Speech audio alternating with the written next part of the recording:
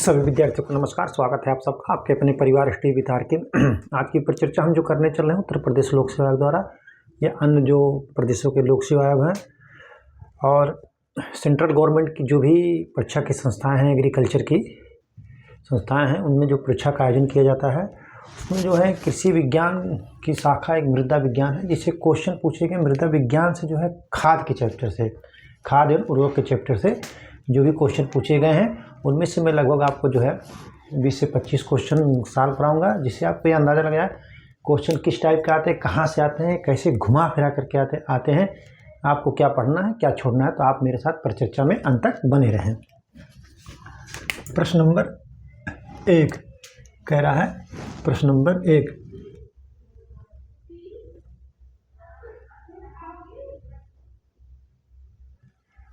कह रहा है कि हरी खाद का प्रयोग किया जाता है, बुआई की जाती है, वो किस तत्व के लिए ज़्यादा की जाती है। तो जो है हरी खाद से ज़्यादा नाइट्रोजन की प्राप्ति होती है, तो नाइट्रोजन तत्व के लिए जो है हरी खाद का प्रयोग है। नाइट्रोजन का सबसे बड़ा स्रोत है। हरी खाद किस चीज़ का सबसे बड़ा स्रोत है?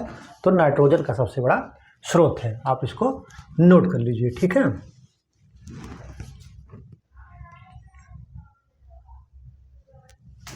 क्वेश्चन नंबर 1 कह रहा है स्टोमेटा किसके द्वारा, कह रहा स्टोमेटा किसके द्वारा नियंत्रित होता है। कह रहा कि स्टोमेटा किसके द्वारा नियंत्रित होता है। तो कह रहा option A phosphorus, B potassium या पोटास कह लीजिए आप, पोटेशियम, फास्फोरस, पोटेशियम, सी कह रहा है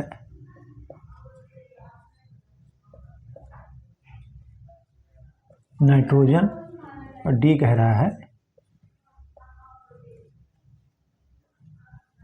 कैल्शियम। तो स्टोमेटा किसके द्वारा नियंत्रित होता है? पोटेशियम द्वारा नियंत्रित होता है। किसके द्वारा होता है? पोटेशियम के द्वारा नियंत्रित होता है।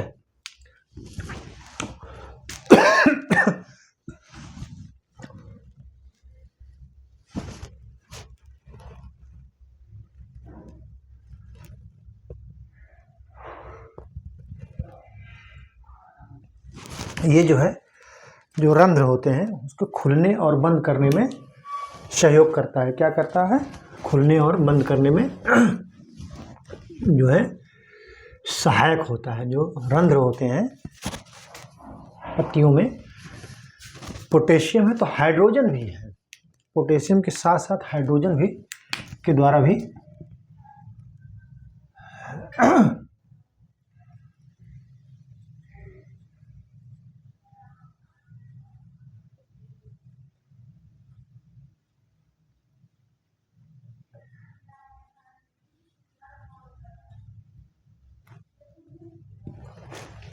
हाइड्रोजन के द्वारा भी नियंत्रित होता है। आप इसको नोट कर लीजिए।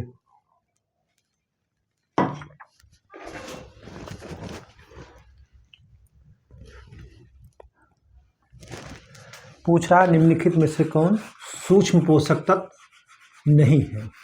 तो कैल्शियम, सल्फर, मैग्नीशियम ये जो है सूक्ष्म पोषक तत्व नहीं है, ये बृहद है, द्वितीय पोषक तत्व है। और carbon, hydrogen, oxygen, nitrogen, phosphorus और पोटेशियम यानी पोटास, ये जो हैं 6 पोषक तत्व जो प्राथमिक पोषक तत्व हैं, और कैल्शियम, मैग्नीशियम, सल्फर जो द्वितीय पोषक तत्व, और 8 जो है सूक्ष्म पोषक तत्व हैं। कुल मिला के 17 आवश्यक पोषक तत्व हैं, ठीक है। क्वेश्चन नंबर 2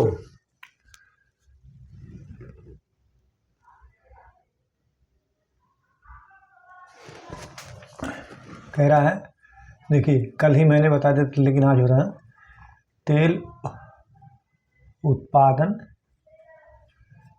करने वाले पौधों वाले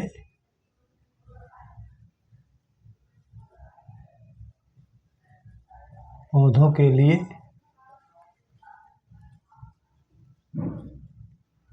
लिए सबसे ज़्यादा आवश्यक है। ऑप्शन ए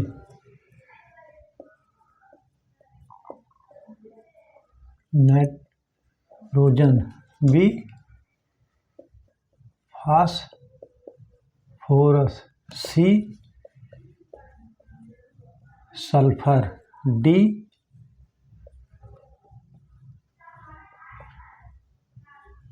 कैल्शियम। तो सबसे ज़्यादा आवश्यक कौन है? तेल उत्पादन करने पौधों के लिए सबसे ज़्यादा आवश्यक क्या है? तो वो सल्फर है। आप इसको नोट कर लीजिए, ठीक है।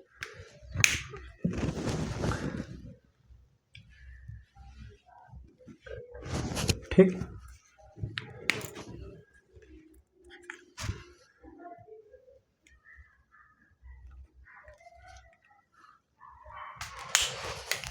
क्वेश्चन इस टाइप का भी पूछ लेता है कि पौधों को किस तत्व की अधिकतम आवश्यकता होती है।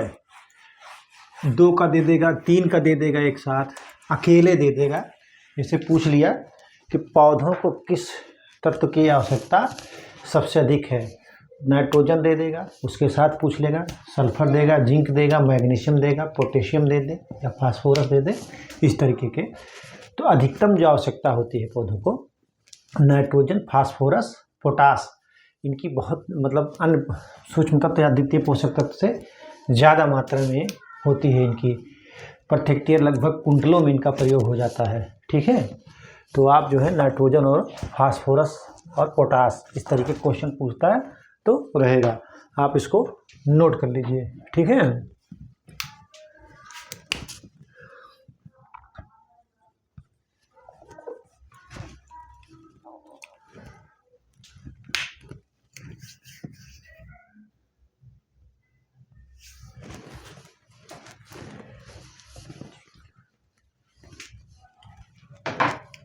क्वेश्चन नंबर 3,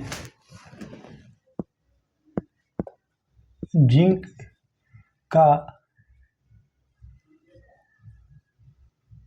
कौन सा, कह रहा है जिंक का कौन सा सबसे अधिक प्रचलित, क्या कह रहा है, सबसे अधिक प्रचलित जो है उर्वरक है। उर्वरक का प्रकार है, मतलब ये पूछ रहा है कि जो हम जिंक का प्रयोग करते हैं वो किस नाम से प्रयोग होता है सबसे ज़्यादा, ठीक है।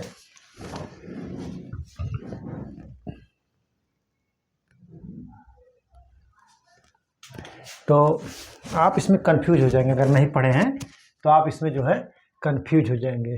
कह रहा है option A zinc sulphate, B कह रहा है जो है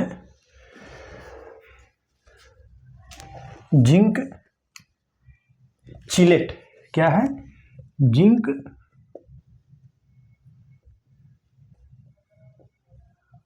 चिलेट। सी कह रहा है जिंक ऑक्साइड, क्या कह रहा है, जिंक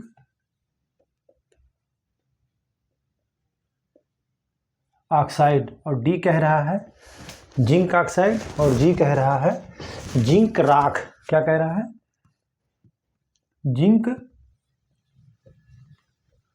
राख। तो जिंक का कौन सा सबसे अधिक प्रचलित उर्वरक है, तो वो है जिंक ऑक्साइड। कौन है, जिंक ऑक्साइड। इसमें जो है 70 से 80% तक जिंक पाई जाती है। कितना, 70 से 80% तक जिंक पाया जाता है। कितना, 70 से 80% जिंक पाया जाता है, ठीक है। आप इसको नोट कर लीजिए।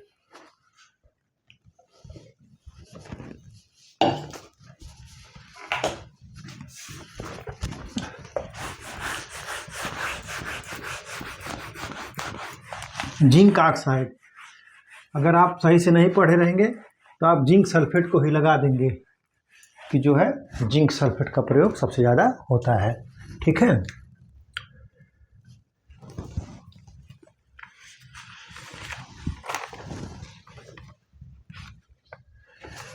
फिर अगला क्वेश्चन पूछ रहा है कि जो है हरी खाद का जो प्रयोग किया जाता है, खेती की जाती है, जो बुआई की जाती है, वो सबसे बड़ा स्रोत किसका है? तो नाइट्रोजन का। इसको अलग पन्ने से लिख लीजिए। ठीक है, अलग पन्ने पर लीजिए। तीसरी बार क्वेश्चन हो गया है। ठीक, आप इसको नोट कर लीजिए।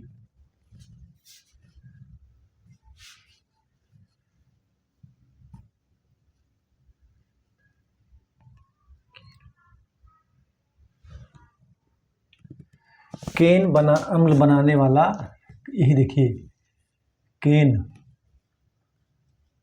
अम्ल, केन अम्ल बनाने वाला उर्वरक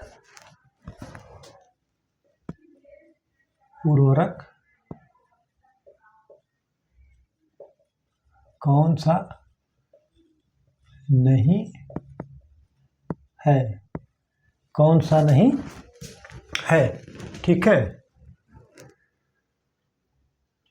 कह रहा है ऑप्शन ए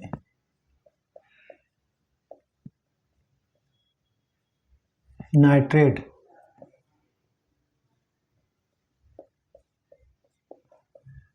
अमोनियम,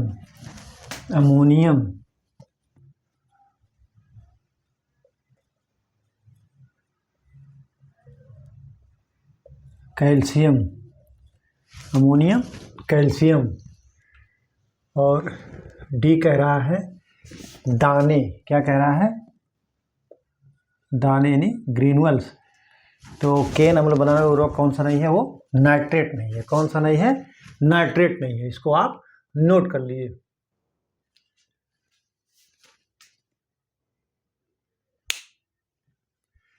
केन अम्ल बनाने वाला उर्वरक कौन सा क्वेश्चन जरा गलत लिख उठा है। कौन उर्वरक नहीं है? कौन उर्वरक नहीं है? नहीं है, वो कह रहा क्योंकि कौन केन अम्ल उर्वरक बनाने वाला नहीं है? क्योंकि इसमें उपस्थित है। क्योंकि इसमें उपस्थित है? क्या है? नाइट्रेट। नाइट्रेट की, देखिए, नाइट्रेट की उपस्थिति के कारण जो है कैल्शियम अमोनियम नाइट्रेट, केन जो है, केन यही है, केन कैल्शियम अमोनियम नाइट्रेट। केन अम्ल बनाने वाला, यहाँ पर वाला होना चाहिए था, वाला उर्वरक नहीं है, क्योंकि इसमें उपस्थित होता है नाइट्रेट। क्या उपस्थित होता है? नाइट्रेट। आप इसको नोट कर लीजिए। ठीक है, ठीक।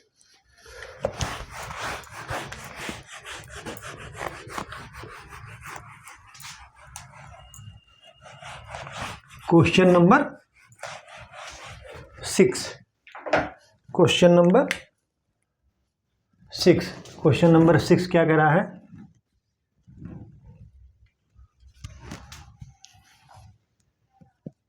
क्या कारण है कि नाइट्रोजन पौधे के लिए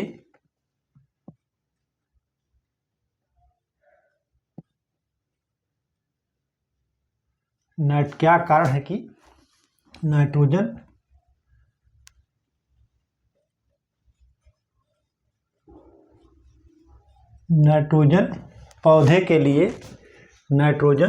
पौधे के लिए एक मुख्य पोषक तत्व है। एक मुख्य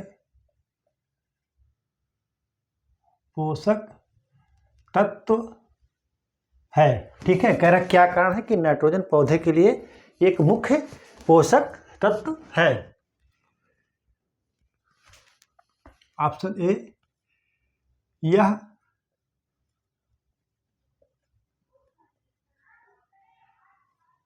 वायुमंडल में अधिक मात्रा, क्या कह रहा है, यह वायुमंडल में अधिक मात्रा में उपलब्ध है। ठीक है, कह रहा है कि यह वायुमंडल में अधिक मात्रा में उपलब्ध है। फिर क्या कह रहा है, यह मृदा में अधिक उपलब्ध होता है। ऑप्शन बी कह रहा है यह मृदा में अधिक मात्रा में उपलब्ध होता है।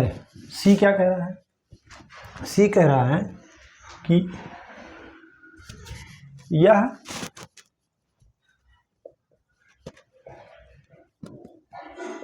पौधों द्वारा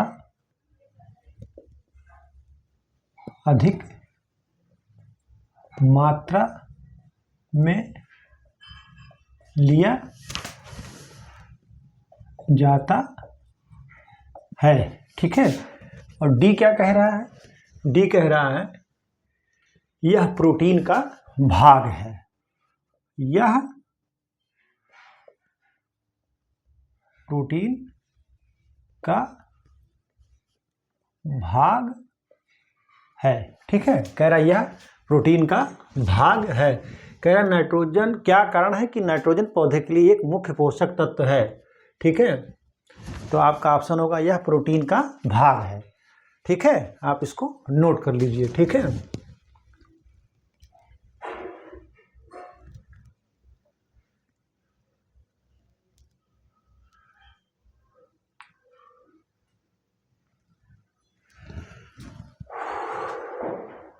नाइट्रोजन से क्या बनती है, प्रोटीन बनती है। ठीक है, नाइट्रोजन से प्रोटीन बनती है। यह पौधों को हरा रंग भी प्रदान करता है। ठीक, आप इसको नोट कर लीजिए, फिर मैं आपको बताता हूँ।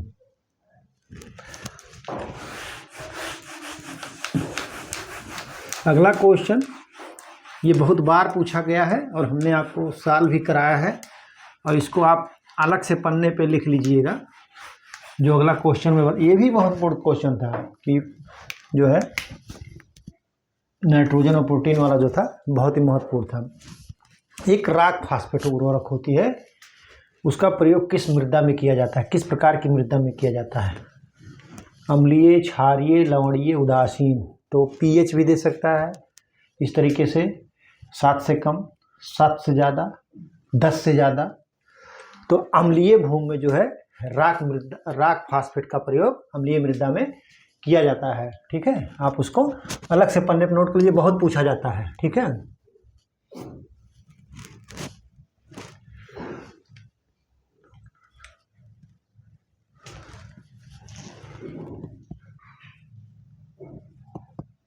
पौधों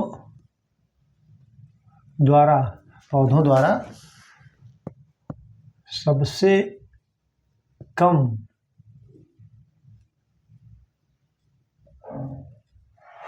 मात्रा में, पौधों द्वारा सबसे कम मात्रा में लिए जाने वाला सूक्ष्म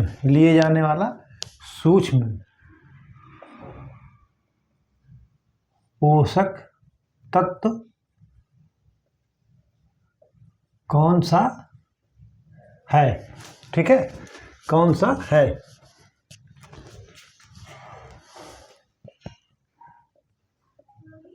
कॉपर,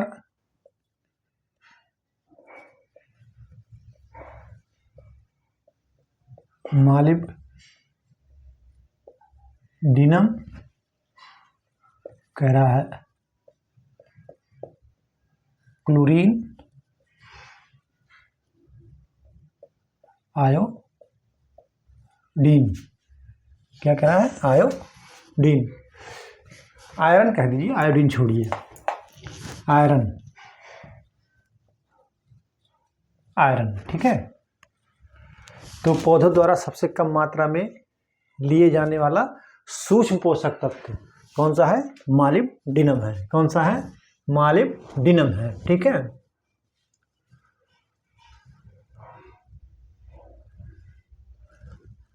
और सबसे अधिक कौन सा लिया जाता है, नाइट्रोजन लिया जाता है। सबसे कम मालिब्डिनम, देखिए आप अभी आपको याद हो जाएगा, सबसे कम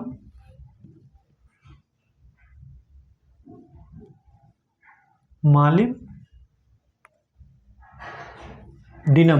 ठीक, सबसे कम मालिब्डिनम और सबसे अधिक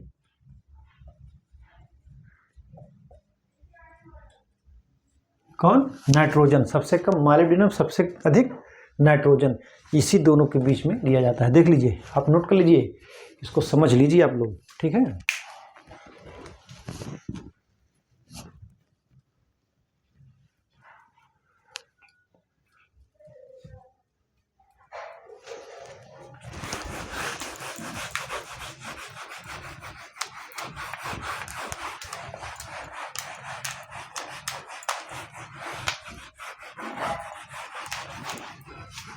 क्वेश्चन नंबर 8, क्वेश्चन नंबर 8 कह रहा है कौन सा जीवाणु समूह, कह रहा है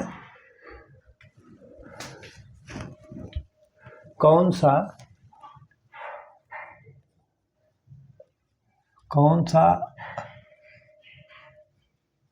जीवाणु, क्या कह रहा है, कौन सा जीवाणु समूह फास्फेट, कह रहा है कौन सा जीवाणु समूह फास्फेट की घुलनशीलता, क्या कह रहा है, घुलनशीलता को बढ़ाता है। कह रहा है कौन सा जीवाणु समूह फास्फेट की घुलनशीलता को बढ़ाता है, ठीक है। ऑप्शन ए,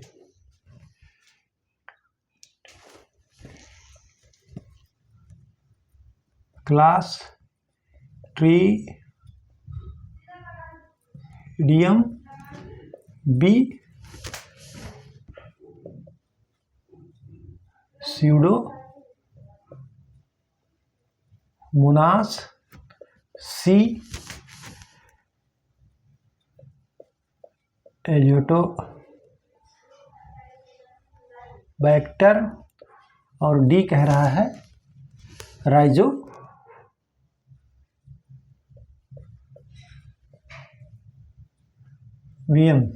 तो कौन सा जीवाणु समूह फास्फेट की घुलनशीलता को बढ़ाता है, तो स्यूडोमोनास जो है फास्फेट की घुलनशीलता को बढ़ाता है। आप इसको नोट कर लो।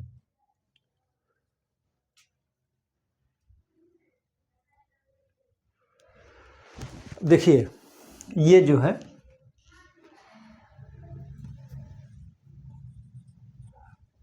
दलहनी, ये क्या है, दलहनी फसलों में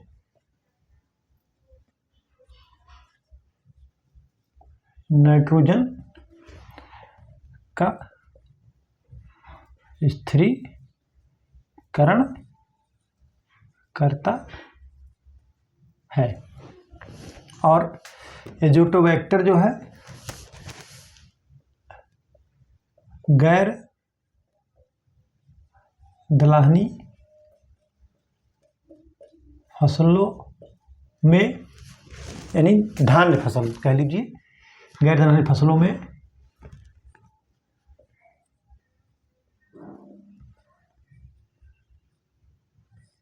नाइट्रोजन का स्थिरीकरण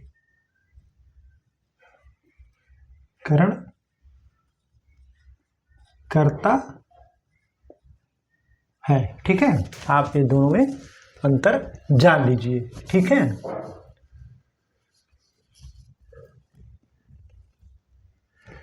अगला क्वेश्चन पूछ रहा है निम्नलिखित, अब इसको अगला क्वेश्चन भी लिखाऊंगा नहीं, केवल ऐसे मुंह से बता दूंगा, आप जो है उसको याद कर लीजिएगा, अलग पन्ने पे लिख लीजिएगा, क्योंकि ये बात बहुत बार पूछा जाता है।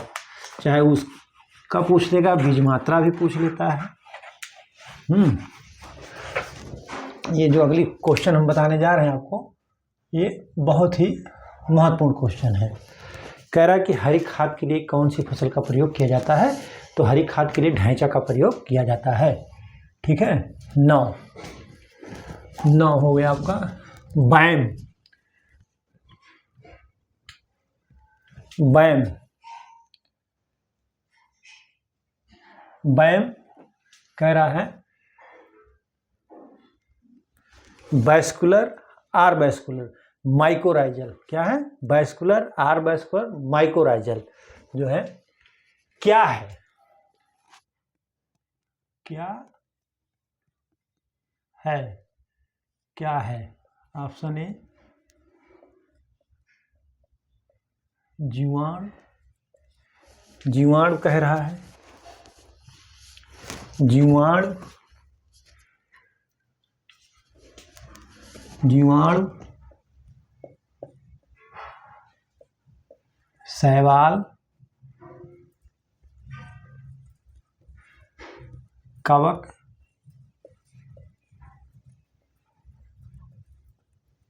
विषाणु। कह रहा है वैस्कुलर आर वैस्कुलर माइकोराइजल क्या है? तो ये जो है क्या है? कवक है। ऑप्शन सी कवक है। आप इसको नोट कर लीजिए। ठीक है,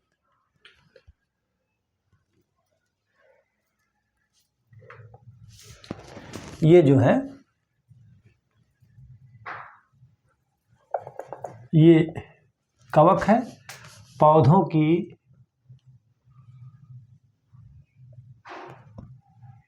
यह पौधों की जड़ों के पास क्या है? पौधों की जड़ों के पास पाया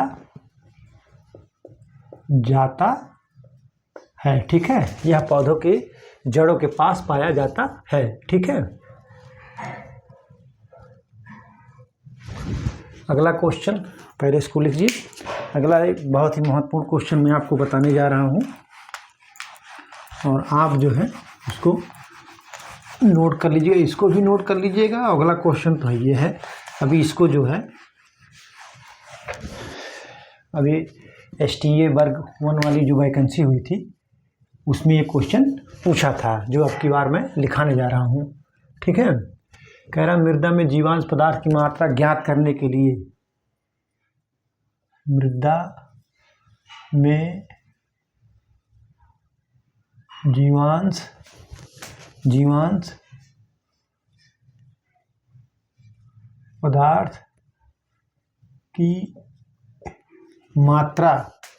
मात्रा ज्ञात करने के लिए, मृदा में जीवांश पदार्थ की मात्रा ज्ञात करने के लिए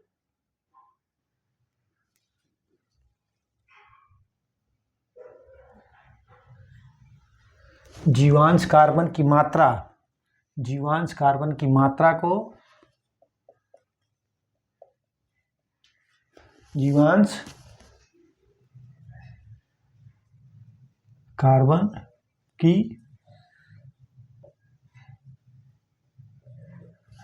कार्बन की मात्रा को किस कारक से गुणा करते हैं?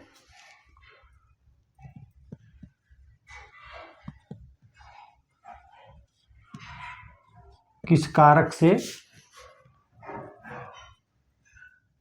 गुणा करते हैं? ठीक है, किस कारक से गुणा करते हैं?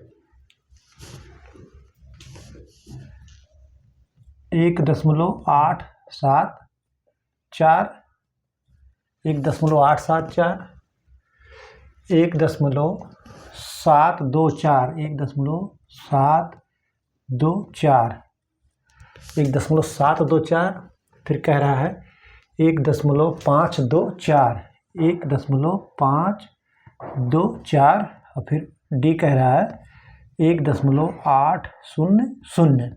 ठीक है, तो इसको जो है 1.72 से गुणा करते हैं। किसको? मृदा में जीवांश पदार्थ की मात्रा ज्ञात करने के लिए जीवांश कार्बन की मात्रा को किस से गुणा करते हैं? तो 1.72 से गुणा करते हैं। किससे करते हैं? 1.27 से। जैसे जीवांश पदार्थ, यही इसका फार्मूला है। जीवांश पदार्थ बराबर जीवांश कार्बन गुणे 1.72।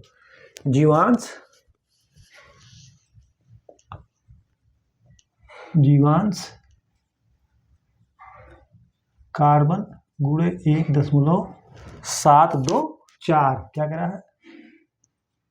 ठीक, यही इसका फार्मूला है ज्ञात करने का। ठीक है, आप इसको नोट कर लीजिए। ठीक है, ये जो है आप इसको नोट करना।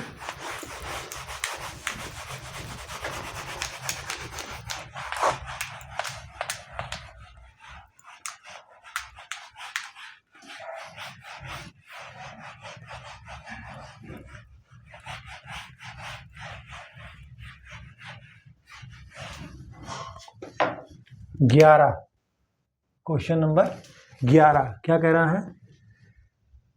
SAR की गणना किससे की जाती है? SAR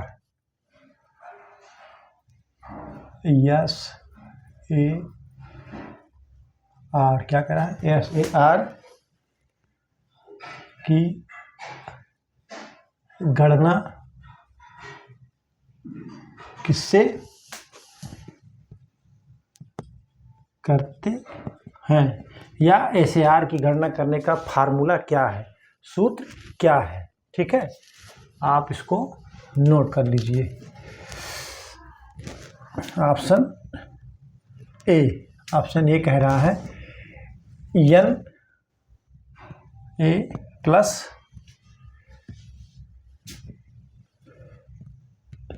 जो है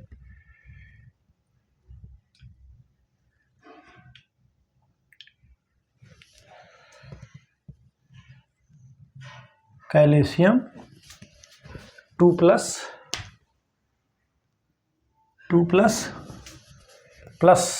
जो है मैग्नीशियम 2+ द्वारा। क्या कह रहा है?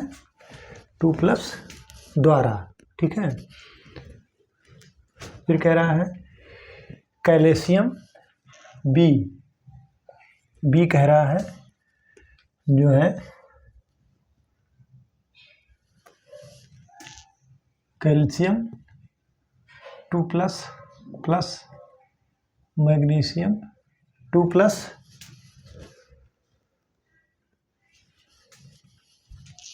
जो है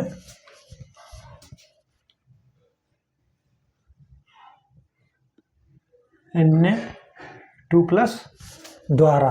क्या? 2+ द्वारा। ठीक है,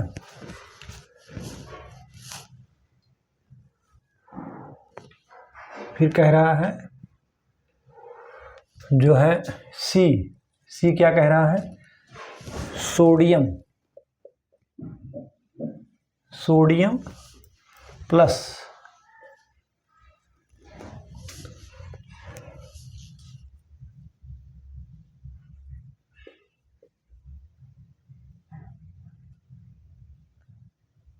sodium square 2+ square plus 2 square plus यूनियम स्क्वायर प्लस बटे 2 द्वारा। ठीक है, फिर ये कह रहा है डी क्या कह रहा है? सोडियम प्लस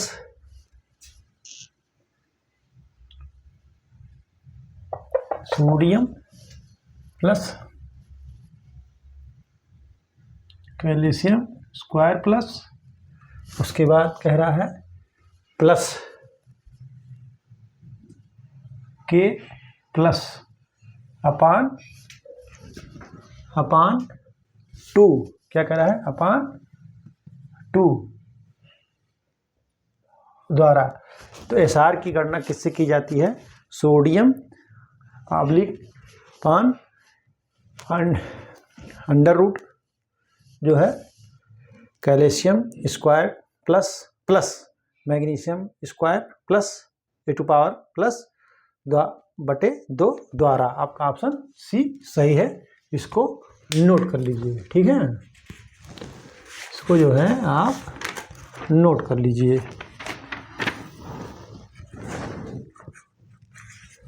देखिए, इसको आप नोट कर लीजिए।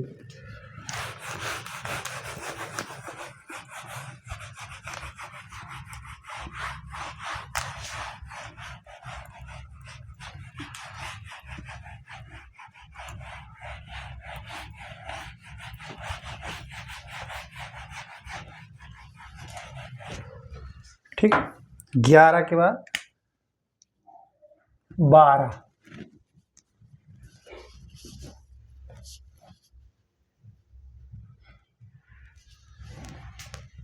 जेंडाल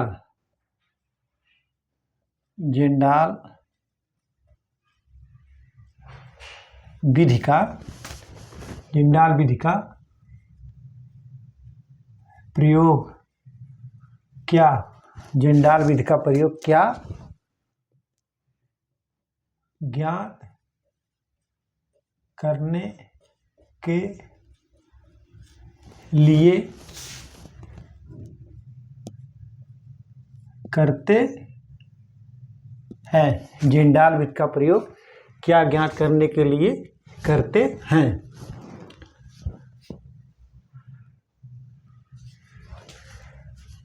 ऑप्शन ए, मृदा में कुल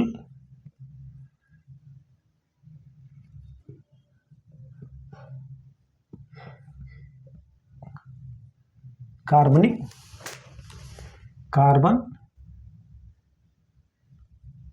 की मात्रा ज्ञात करने के लिए, मृदा में कुल कार्बन की मात्रा ज्ञात करने के लिए, मृदा में कह रहा है,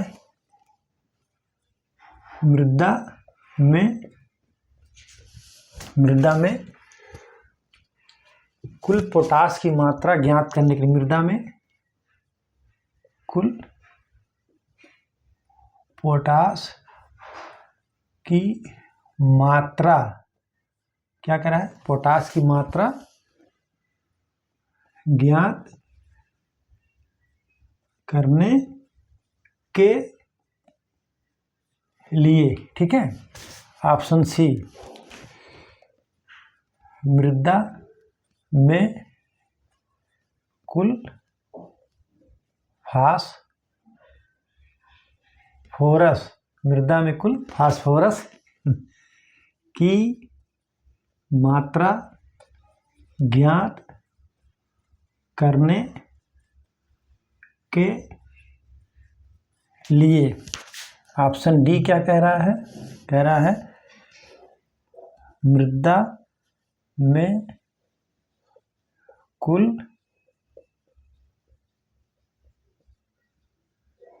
नाइट्रोजन, क्या कह रहा है, मृदा में कुल नाइट्रोजन की मात्रा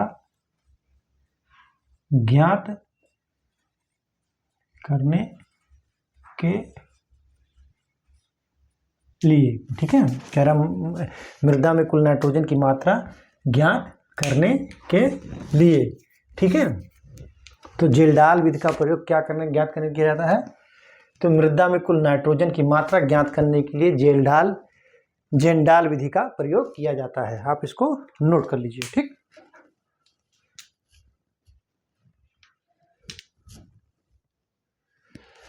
ये हो गया आपका जेंडाल विधि से मृदा में कुल नाइट्रोजन की मात्रा की ज्ञात की जाती है, ठीक है। और मैं जो है इसी के साथ लगे हाथ आपको जो है और जो भी विधि है परिणाम जो देती है ज्ञात करने के लिए पोषक तत्व की या और किसी चीज़ की, मैं सब आपको अभी बता दे रहा हूँ। कुछ महत्वपूर्ण हैं उनके बारे में आपको बता दे रहा हूँ, ठीक है।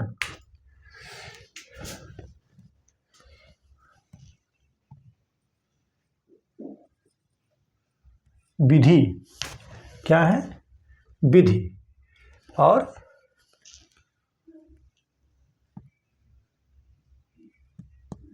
परिणाम क्या है? परिणाम बीच में करने थोड़ा ऐसे नहीं,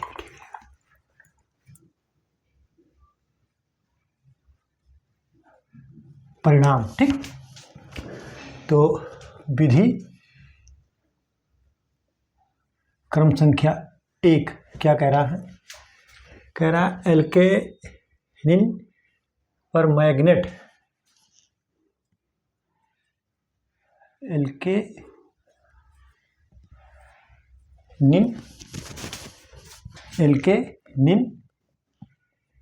पर मैग्नेट, एल्केनिन पर मैग्नेट, ठीक है।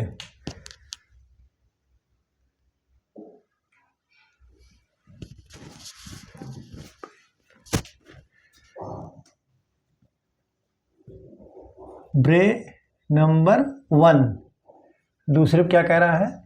ब्रे नंबर 1, ठीक है, ब्रे नंबर 1। तीसरे क्या कह रहा है? ओल्सन विधि। क्या कह रहा है?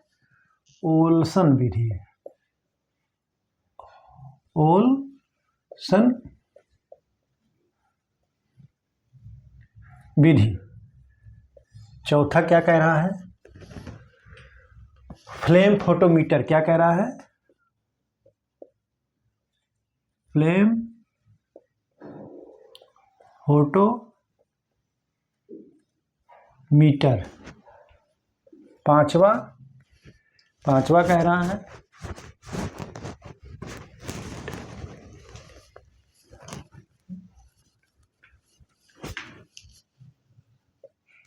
टर्बी मेट्रिक विधि। क्या कह रहा है? टर्बीमेट्रिक विधि। छठा कह रहा है बर्कले विधि, ठीक है। तो एल्केनिन परमैंगनेट विधि क्या है? मृदा में प्राप्त नाइट्रोजन की मात्रा, ठीक। ये जो है वो ब्रे नंबर विधि,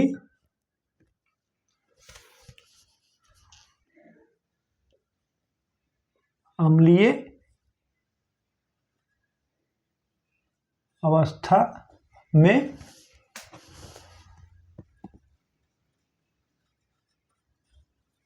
फोरस की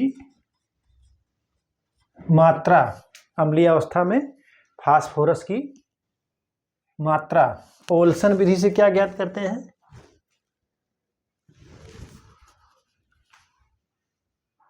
उदासीन और क्षारीय अवस्था में फास्फोरस की मात्रा, ठीक है। ये ओल्सन विधि। और फ्लेम फोटोमीटर में क्या होता है?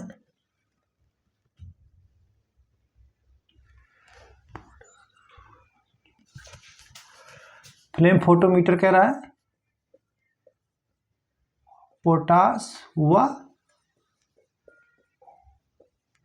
सोडियम की मात्रा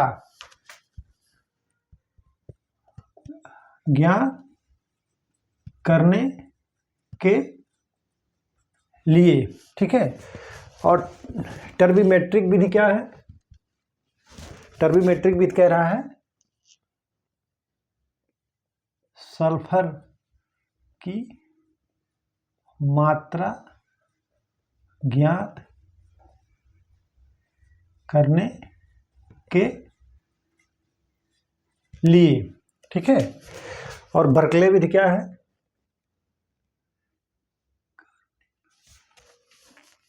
बर्कले विधि कह रहा है कार्बनिक पदार्थ की मात्रा, कार्बनिक पदार्थ की मात्रा ज्ञात करने के लिए, ठीक है।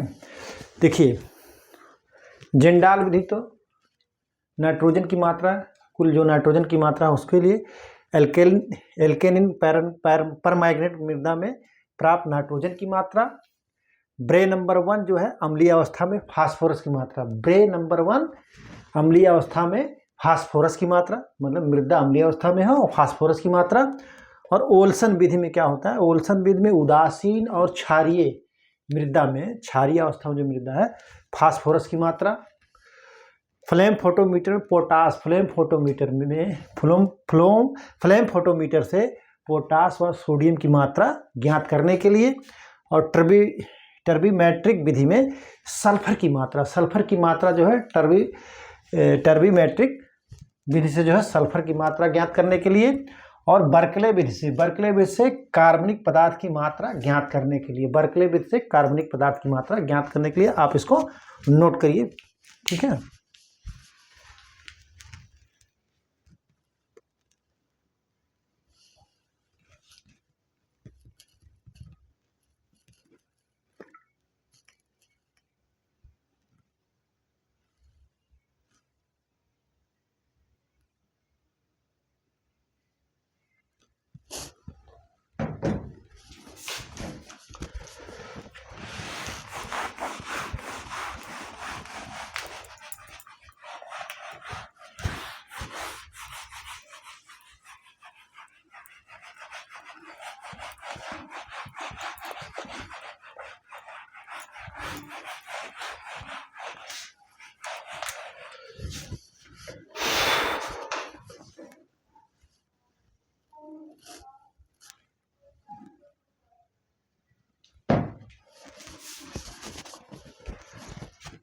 क्वेश्चन नंबर 13 क्या कह रहा है?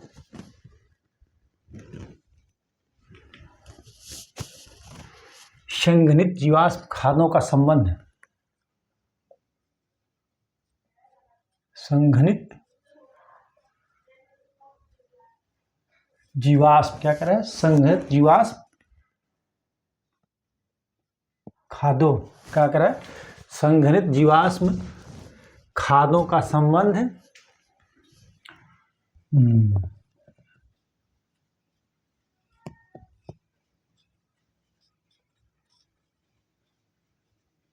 निम्न में से किसका है? किसका है?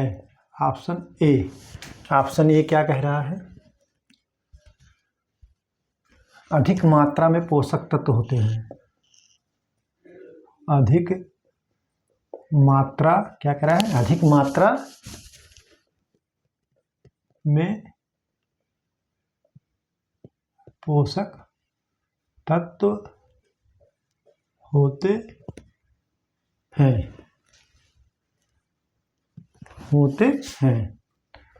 ऑप्शन बी क्या कह रहा है?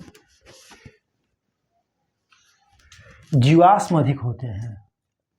क्या कह रहा है? जीवाश्म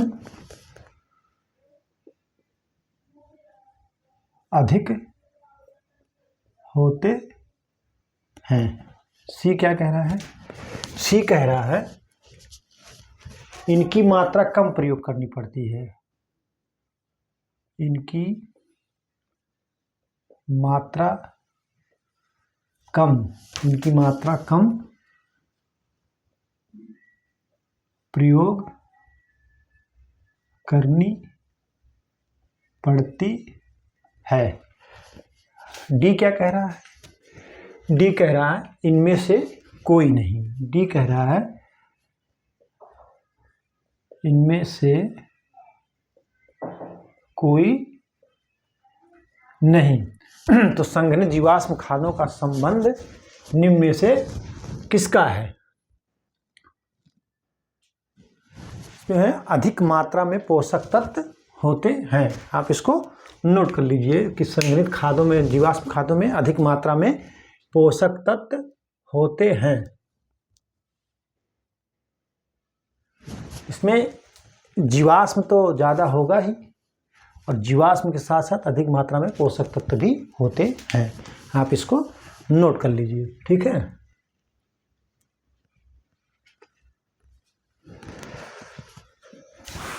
एक क्वेश्चन देखिए थोड़ा घुमा दिया है। क्या किया है? घुमा दिया है, ठीक है। क्योंकि आप लोग पढ़ते हैं अक्सर कि सिंगल सुपरफास्फेट का प्रयोग फास्फोरस के पूर्ति के लिए किया जाता है, ठीक है। किसके लिए? जो है सिंगल सुपरफास्फेट का प्रयोग फास्फोरस की पूर्ति के लिए किया जाता है। तो कह रहा है सिंगल सुपर फास्फेट, क्या कह रहा है? सिंगल सुपर फास्फेट मुख्यतः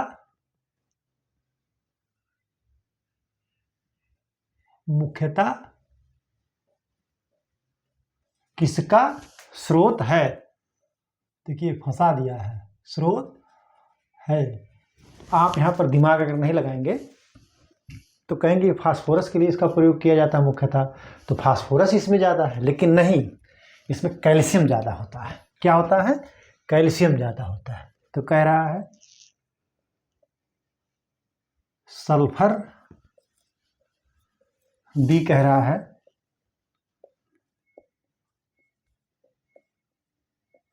कैल्शियम, सी कह रहा है फास्फोरस और डी कह रहा है जो है इनमें से सभी।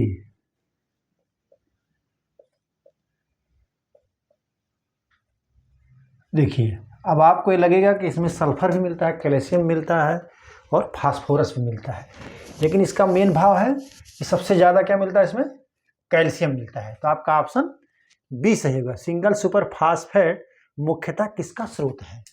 तो किसका है? कैल्शियम का है। किसका? कैल्शियम का, ठीक है।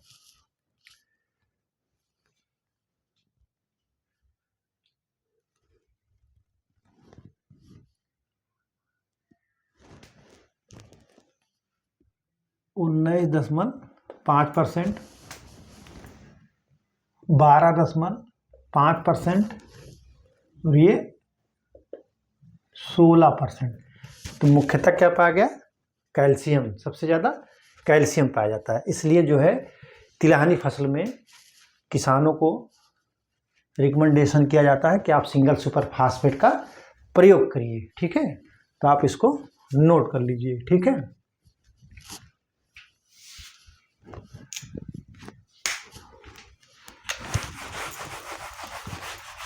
कैल्शियम याद करे रहिए इसको, ये फंसा दिया था क्वेश्चन, क्योंकि उपरोक्त सभी भी दे दिया था, तो इसीलिए जो है क्वेश्चन फंसा हुआ था।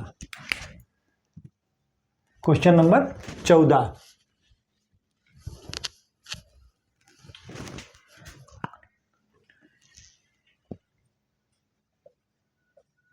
इनमें से कौन सा, इनमें से कौन सा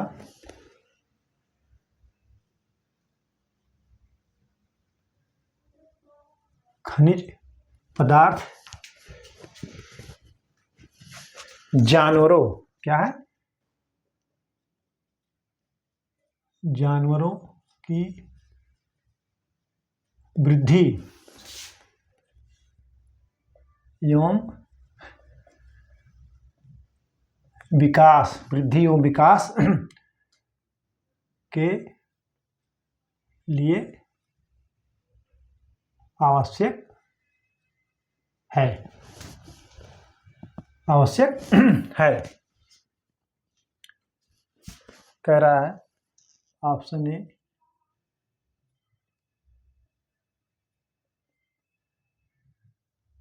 कैल्शियम,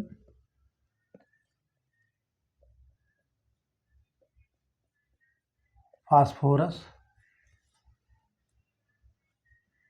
नमक, उपयुक्त सभी। तो कह रहा है कि इनमें से कौन सा खनिज पदार्थ जानवरों की वृद्धि और विकास के लिए आवश्यक है, तो है फास्फोरस। कौन है, फास्फोरस है, ठीक है।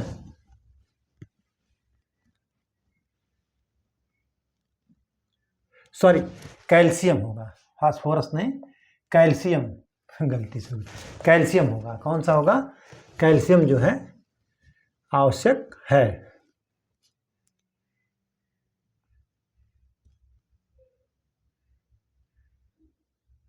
ठीक, आप इसको नोट कर लीजिए, ठीक है।